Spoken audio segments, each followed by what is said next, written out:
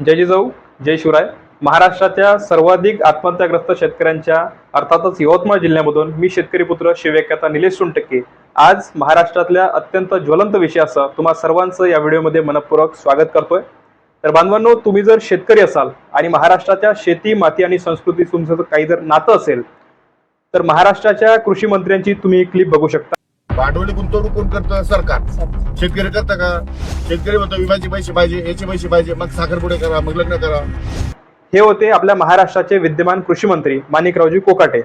खरं तर माणिकराव कोकाटे यांना राव लावण्यापूर्वी मला तर असं वाटतं की राव हे म्हणण्याची लायकी सुद्धा त्यांची अलीकडे राहिलेले नाही.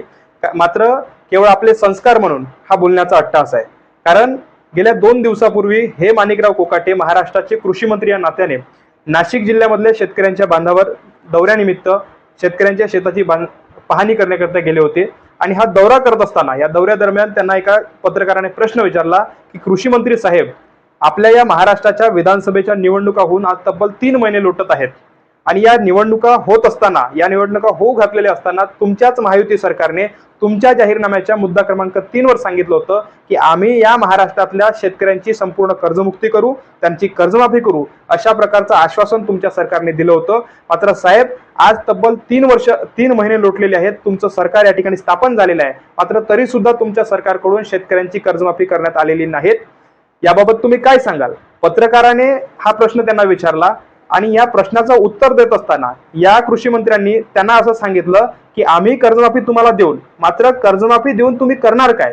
कर्जमाफी दिल्यावर शेतकरी करणार काय? कारण एकदा कर्जमाफी द्यायची, पुन्हा 5-10 वर्ष शेतकऱ्यांनी वाट पाहायचं, पुन्हा कर्जमाफीचे पैसे भेटले की त्यामधून साखरपुडे आणि लग्न आटवायचे, अशा प्रकारचं बेताल वक्तव्य करून अक्षरशः शेतकऱ्यांचा अपमान करण्याचं काम या विद्यमान कृषी मंत्र्यांनी केलेलं आहे.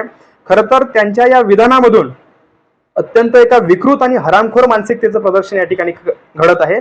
खरं तर पत्रकाराने शेतकऱ्यांच्या कर्जमाफीच्या संदर्भाने हा जो काही विचारलेला प्रश्न होता तो जर अगदी योग्य, माफक आणि रास्त असेल तर मग कृषी मंत्री या प्रश्नावर अशा प्रकारे कसं काय उत्तर देऊ शकतात?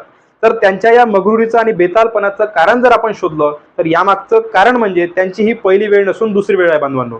कारण अलीकडे फेब्रुवारी महिन्यात देखील विदर्भातल्या अमरावती जिल्ह्यामध्ये शेतकऱ्यांच्या पीक विम्याच्या संदर्भाने बोलत असताना त्यांनी आमच्या शेतकरी बापाची तुलना अगदी भिकाऱ्याशी करण्याचं काम केलं होतं.